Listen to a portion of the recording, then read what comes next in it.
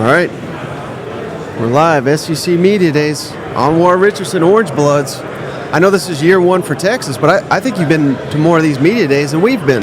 This is my third one, actually. I did we've been talking about Texas joining this conference for years. You know, it's not like I was sitting here thinking to myself, well, what am I going to ask these people? Because I've already asked, well, what's it going to be like Texas being in the SEC? Everyone always talked about that. Already talked to Sankey about those things. Already had the who's the real UT conversation. So we've done all of it. So now it's really more about like the football aspect. I was at the one in Atlanta just a few years ago when it was at the College Football Hall of Fame. Then Nashville was last year. Yep. Now this one, back to Atlanta the following year. So, yeah, I'm becoming a veteran of this thing. This actually means something. We were down there in Atlanta, and Mike, he bumped me. He says, Texas guy right there. And I said, so the whole time, I only knew one Texas guy down there in Atlanta, and it was you. And it was me, and then here we are. There's a bunch of them. But, guys. No, we can't start like this. I know this is your show, okay? And I know this is Cousin Shane, this and that. But let's go back to the roots. Let's go back to the beginnings for a second. Texas fans loved you guys. They loved you. I introduced them as I started introducing them to SEC people. They loved you, Mike. And I have to know. What happened? You won. You won the popular vote. And then you decided, you know what my new platform is? I kick kittens. Like, that's what you came out with. And now Texas fans are like, what happened? Well, first of all, they still love Cousin Shane. So, you're I'm not pretty totally high wrong. on him. And second of all, thank you for admitting Texas, mighty Texas, is a kitten there, because that's how I view it. You know, I mean, I like to call Texas, Alabama. They have the Alabama bravado, but they have Auburn's trophy case. You know, the titles are not there. Where is all this respect coming from winning a weak league once out of what, 12 some odd years? I mean, yeah, the numbers are there, but you were pretty high on Texas beforehand. In fact, you had them ranked in your power rankings last year near the top as it was. You were You were the one who predicted that Texas was going to beat Alabama before it happened. If my facts are here, right? The King Dynasty. Yeah, that's right. The King Dynasty. So you attached that to that, and you were really high on Sark. You knew a lot of the Texas coaches, like the Jeff Bankses of the world, and you were high on those, and Kyle Flood, and all those guys. And then all of a sudden, it's like, Oklahoma's so much more better. And everyone's like, what happened? Yeah, I bought a new pair of sunglasses. They're crimson and cream. And here's the bad part. We can get into Texas topics in a second. The bad part is now it's guilt by association, right? Because now I have people asking me, man, what's up with your boy? What's your boy saying now? Oh, this is who you associate with. And now I find myself trying to, like, no, he's a good person. Like, he really is. And it's fun. But I did warn them years ago. I said, he's hilarious. He's good, because they like the takes when you're going against A&M. Right. Those a few years ago when you had those like anti-A&M thing, and they thought you were great. And I said, but it's no fun when the rabbit's got the gun. And just always remember, if he points it at you, you're not going to think he's that great. No, truthfully, I found that. I'm sure there's so many great Texas fans, but the ones that I'm seeing, they're just so sensitive that they're just easy to toy with, and that's what I'm doing. You've figured out the Billy Lucci model, right? Which is, I know how to just twist and turn and just get them riled up, and you do it just for fun, and you just laugh as you have a cocktail at night. Right. And Anwar, you're getting a small dose of it. You know, try being his cousin. You know, when he comes off Feinbaum and says some hot take that I have to answer for. You know, I usually get drug in there like, you better get your boy. You know, that's what I'm into. But nonetheless, you're still my guy. Oh, I appreciate it. Well, I mean, I'm just so much hype, so much anticipation, but I don't know. I just think it's different, and certainly, I mean, even Oklahoma fans.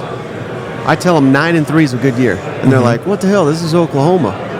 It's just a different challenge here, and I'm not sure.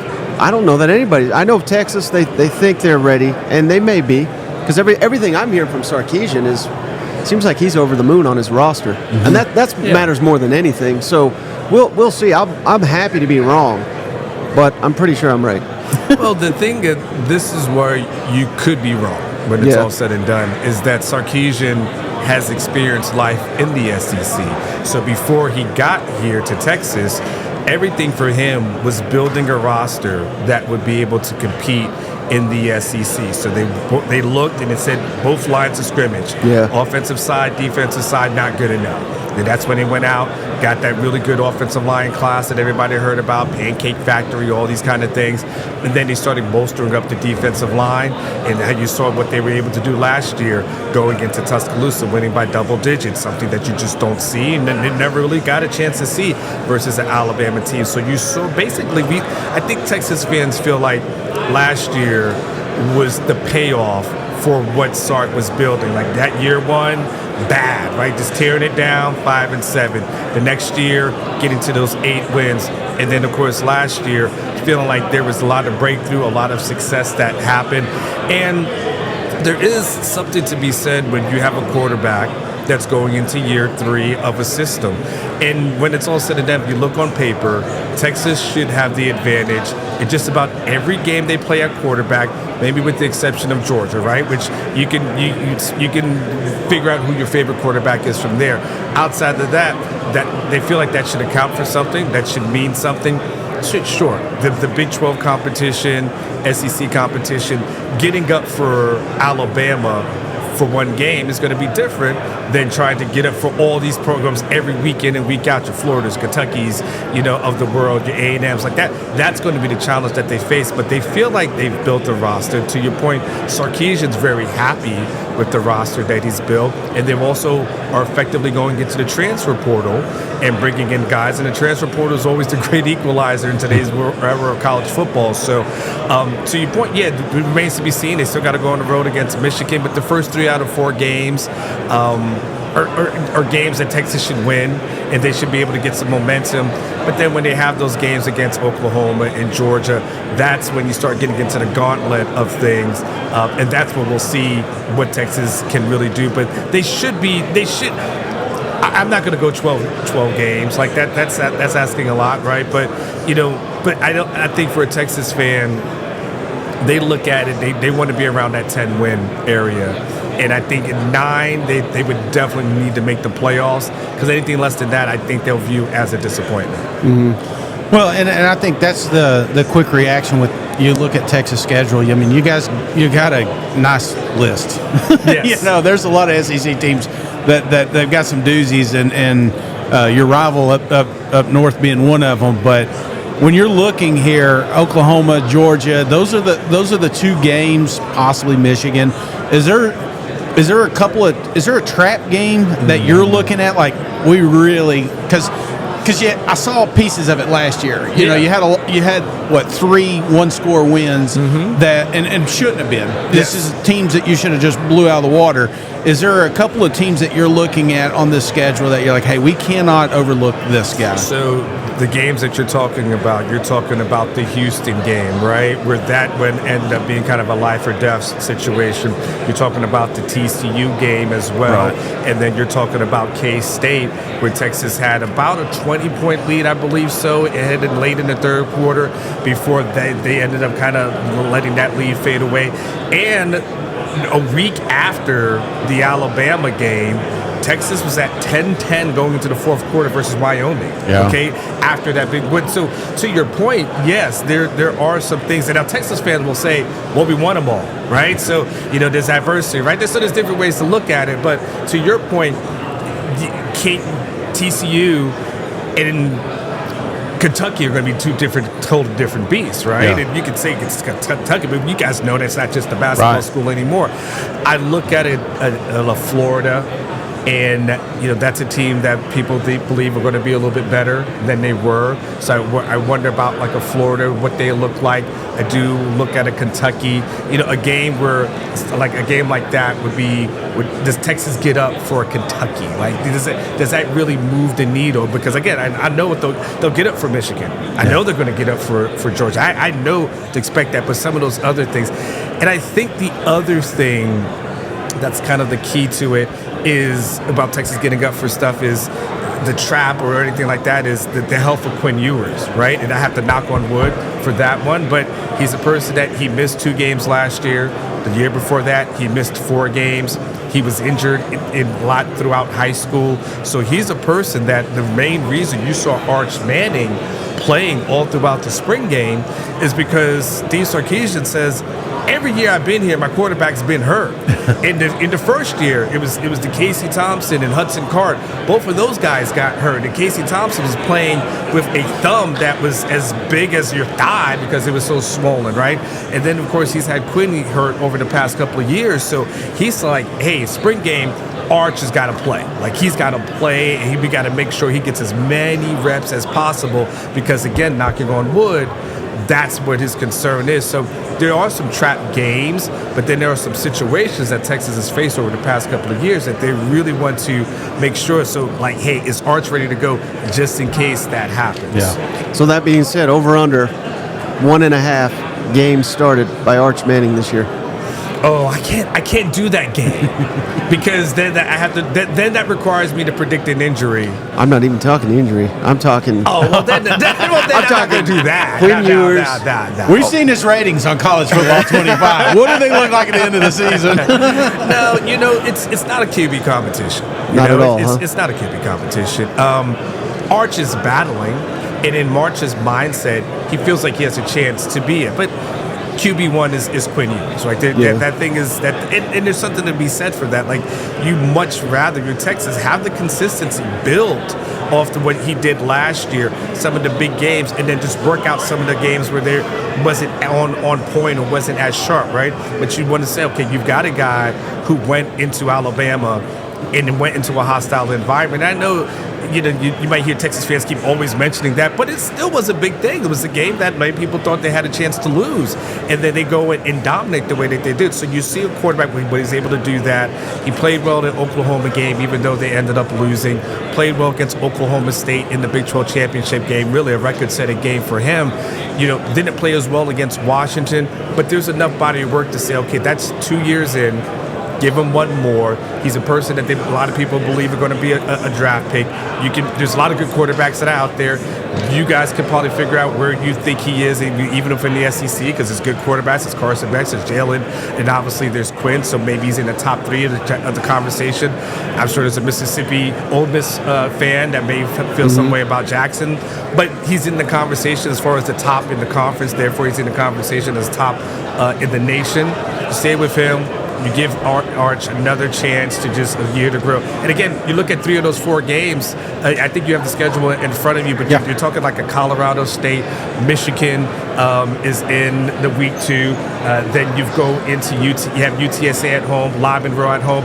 He should play in 3 out of those 4 games. Yeah, 3 out of 4 games he should play and get some value of playing time. So no, probably not starting now, but definitely building for the future.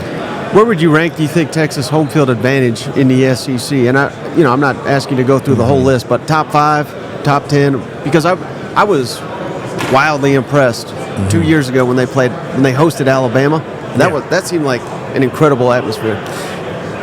It's an atmosphere that's growing and getting stronger. And why I say that is that it was never like that. They had to do things as far as a south end zone that they had to basically pull the whole stadium together. They had to put a student section together that was kind of sporadic throughout the stadium. So it's growing into that. But they understood, like when they went to Bama, they're like, oh, this is a home field advantage, right? This is a different world. The stadium's rocking. It's not that intense at this moment, but can it get extremely loud with 100,000 people? Sure. Maybe not in September because it's kind of hot. No, the Alabama game was in September, but it's growing towards that.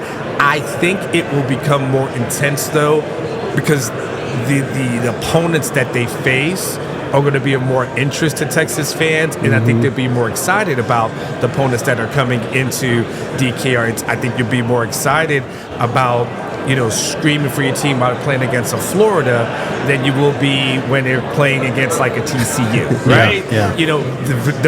Your excitement level versus Baylor versus obviously a Georgia or something like that. It's going to be totally different, and so the team, they'll get up for those games. They talked about the Georgia game and how that's going to be a weekend where the F1 racing is happening in Austin. The Georgia game is going to be there. I may just Airbnb my place out. Traffic will be lovely. You're gonna be stuck out there. You may be staying about an hour away, but I think there's going to be more things to be excited about because there's more things to be excited about. I mean, you probably guys you saw the on the 30th when they were counting down to the joining the SEC, how they had just thousands upon thousands of Texas fans out there, and there was 100 plus out there waiting to count down and Pitbull and fireworks and everything like that. There's a ton of excitement about it. People aren't going to be giving their tickets away like the way they have been previously. So I think it'll get to where you're talking about because of the level of competition and playing. Mm-hmm. So your listeners, you're so used to the biggest games being played at noon. What is the 11 o'clock? Yeah, 11 o'clock I'm sorry. Central Time. What is the reaction of this new ABC deal, ESPN deal? Because we've already got some of the games. I think Red River's at 3:30, right? Yeah, 2:30. I'm sorry. Our time. Yeah. I know you guys. Yeah. I'm sorry. That's okay. Excitement. Yeah. They hated it. They hated those 11 o'clock things, and even though Fox would say that was kind of their big time slot, they would just everyone, we've all grown up feeling like the late games / night games were the most important games, and then only in the Big 12 they're like, nope, the most important games in the morning when no one's watching. Everyone's at their kid's soccer game and their t-ball games, and no one's there. So they were super excited to be able. First of all, Texas fan, you guys are obviously going to be there for that game. Like a lot of the rivalry games, everyone's partying on a Friday night. Last thing they wanted to do is get up at 8:30 in the morning, stumbling and bumbling through the fairgrounds and trying to find something to do. So now all of a sudden they're like, oh, I get to sleep in, get to drink a little bit more, eat some food, and then keep the party going. And obviously they're hoping for a lot of the night games. And the night games have been fun and exciting when it has happened. Like if you flash back to that LSU game that Texas hosted when Joe Burrow was there, the undefeated season, that stadium was electric. That stadium was rocking. Going back to your point, when it's the opponent, they'll get up for that, right? And so they are more excited about having these evening games, being in the prime time, and feeling more like an SEC program as opposed to little brother that's going like first thing in the morning. They always hated it. And again, that's why I say you keep saying noon. We're talking 11 o'clock for a Texas person. So you're waking up at, it's just you're cutting into tailgating, and I think that's one of the best parts about the game is tailgating all day, and then you just kind of round up all those drunk SEC fans, and we just keep, like you said, the party going. So I think you're going to have you're a little low on Texas as far as, in my opinion, on crowd noise and home field advantage, but I do think that shifts when you start having more of those night games because you're like, hey man, this place is electric. Yeah, it will. Like I said, it's hard to get up for Baylor. It's hard to get up for TCU. It's hard to get excited about the K-States coming in the world. It's not to say they aren't good teams or they're not competitive, but they are who they are. But again, when you start talking about Georgia that's going to come to town, or to a certain degree, people will be excited about Mississippi State. Like when's the last time someone was excited that Mississippi State came to our house? But Texas fans will be excited about that. And then you start going through the back end of the schedule and what that looks like, and then of course concluding having to go back to College Station again. There'll be way more excitement, and I think, like I said, the excitement level will go, and then they'll finally be able to use those drones that they finally purchased. Because I've been wondering, do they have to return this thing on Amazon or not? Because I think they only used it like one time last year, so they'll finally be able to do a little drone show. All right, last thing I got for you, Anwar. November 30th, Texas at Texas A&M. Who's under more pressure to win that game? Is it Texas with all the hype, the anticipation, trying to get to the playoff, or is it A&M who they begged and pleaded and got this home game, and they lost it last time, and it was at home? So what's your thoughts on that? Well, it's going to be A&M because they're at home. So, I think that's where the pressure will lie. A lot of it's going to be determined rather by where they are as far as their seasons are concerned. If Texas is fighting to get into a playoff game or a playoff spot, that obviously becomes a huge game for them. But if from a pressure standpoint, this is Elko, this is year one. For them, Texas is back in the league. We know that Texas A&M didn't want them to be a part of it, but here they are. And Texas has always kind of viewed A&M as a little brother, which, hell, they just stole their baseball coach away, right? So, that's just like, hey, that's good. Congratulations on the success. Hey, he's just going to come with us now. It's like like Texas A&M literally was the person that was buying the hot girl drinks all night long, and then Texas just strolled in at like 1:30 and said she's coming home with me. So there will be I think there's going to be a pressure on the A&M since it's going to be there. It's going to be, a loud, crazy environment. And of course, Texas fans have reminded A&M for years that they lost that last game. So I think there's going to be the pressure that's on them. But I think it's going to be equal. Yeah. And whoever loses, then that's the one that's going to have to hear about it all year long. My last one, did you get to drive one of those Lambos down there?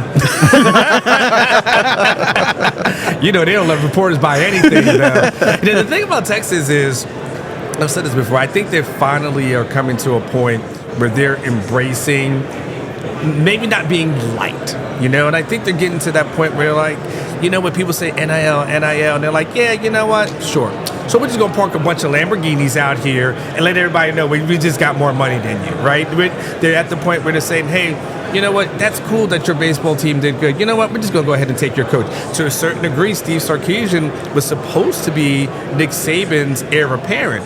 And they said, you know what, we're going to go ahead and take that person too. They did the same thing with Chris Beard when he had that success over at Tech. They're like, congratulations on what you built with this program. We're just going to take you. I think Texas is kind of at the point where they're just kind of over the whole, like, we got to be so nice and sweet to everybody. Yeah. And I think they're embracing that, you know what, people may not like us. It's okay. We've got more money than God, and we're printing it down here in Texas. It's okay. You don't like us? It's fine.